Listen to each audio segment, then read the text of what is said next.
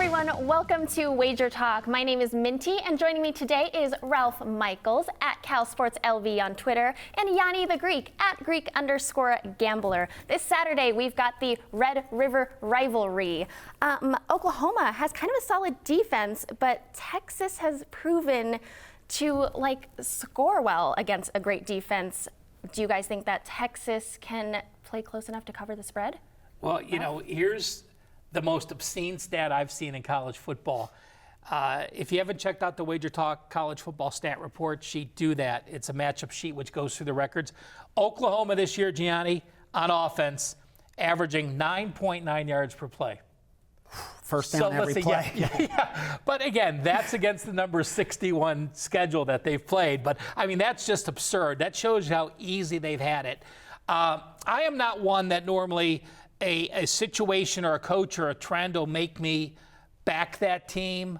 But I am a believer in Tom Herman as an underdog. You're going to hear this stat. It's not a new stat. Everyone has it. He's 14-3 as a dog between Houston and Texas. If you go back to the Ohio State and before that, the record even gets in the 22-3 range. 11 upsets, 5-0 as a double-digit dog. And I think part of that reason is, we talk about rivalries. When we get into November, we talk about Ohio State, Michigan, and Auburn, Alabama, and South Carolina, Clemson. We're always looking to play the dogs in those games because it's such a big rivalry. Well, this is in the middle of the season, but it's as big of a rivalry as well. The dog in this series has covered 18-27 in the Red River rivalry. Used to be shootout, but now we're politically correct, and it's the Red River rivalry. The previous 5 in this series have been 5 points or less. So that really is. The back door is always open with Oklahoma's defense. They are improved, but again, they really haven't played anyone. Ellinger's proven to me that he can come back. So I have a lean. It's not going to make my card, but I certainly have a lean with the dog.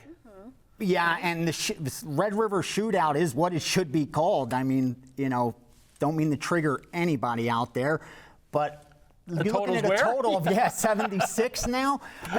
What a difference 2 decades made. When I first came out here, it's no secret, I worked as a runner out of the Stardust, and we had a green light to automatically bet the under of any 70 or higher total in college football and any NFL total 51.5 or higher. Blindly, just bet those under. They just thought long-term we have an edge, that they're just way too high. But it's a very efficient market, both college football and NFL, and it's corrected itself. And now you see even a lot of these sharp groups going over those 70s and over 68s, where before they never did that. And books take notice, and they're putting those totals really high. The only problem with going under in this matchup is you're going to be holding your breath the entire game. But then I can't go over. I kind of lean Oklahoma, but I'm not willing to bet it, especially with this line continuing to move upwards based on the injuries from Texas and what Ralph touched on historically in rivalry games. You want to look towards the underdog because at the very least, they're going to give you effort. You don't want to get embarrassed. Even if you're getting crushed, you're still going to show up for that second half. And that leaves the back door always open. And when you're getting into that double-digit dog, to me, it's scary to lay that many points. But I lean Oklahoma because I think they're a little undervalued, and I think Texas is a little overvalued. When you look at their rankings, I don't think they're as good as the AP thinks they are. So because of that, that's why I think there may be a little value on the Oklahoma side, but not willing to lay that many points. Minty, Gianni, one more point I want to bring up. When a team is playing as efficient as Oklahoma, you think they're a quality team and everything is going well. I do want to bring up this stat. There are 130 teams in FBS football. Oklahoma is number 129 in penalties.